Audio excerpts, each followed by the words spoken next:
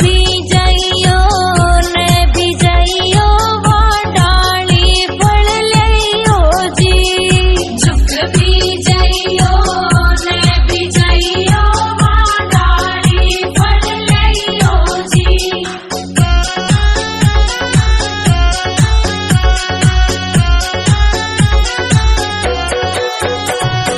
पांच पत्ता से बना का बिड़ला ले भूले बिसरे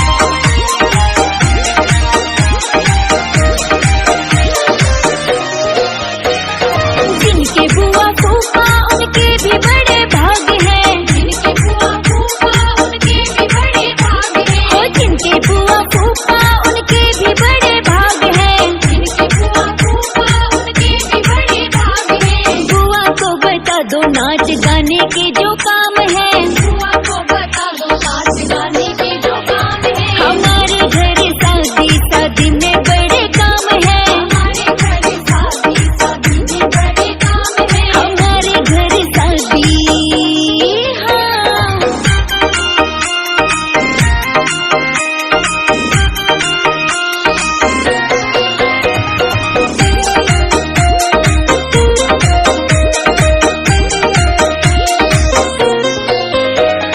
जिनके मामा मामी उनके भी बड़े भाग हैं। जिनके मामा मामी उनके भी बड़े भाग हैं। जिनके मामा मामी उनके भी बड़े भाग हैं। जिनके मामा मामी उनके भी बड़े भाग हैं। मामी को बता दो भात के जो भी काम है। मामी को बता दो भात के जो भी काम है। हमारे घर शादी शादी में बड़े काम है। हमारे घर शादी शादी में बड़े काम है। हमारे घर शादी शादी में बड़े काम है। हमारे घर शादी शादी में बड़े काम है। हमारे घर शादी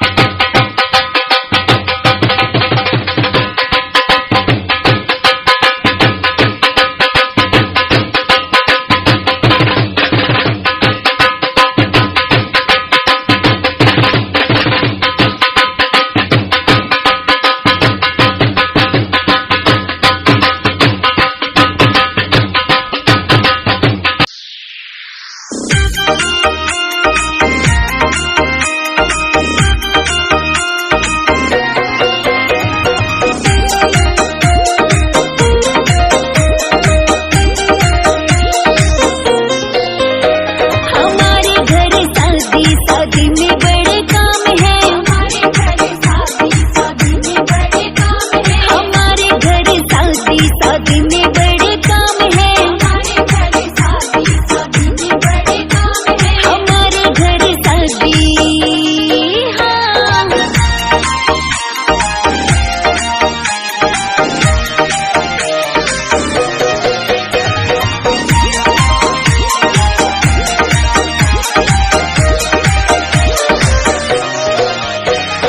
जिसके दादा दादी उसके भी बड़े भाग हैं। जिसके दादा दादी उसके भी बड़े भाग हैं। हाँ जिसके दादा दादी उसके भी बड़े भाग हैं। जिसके दादा दादी उसके भी बड़े भाग हैं। ओ बुढ़ों को बता दो पूजा के जो भी काम है। बुढ़ों को बता दो पूजा के जो भी काम है। हमारे घर शादी शादी में बड़े काम है। हमारे घर शादी शादी में बड़े काम है। हमारे घर शादी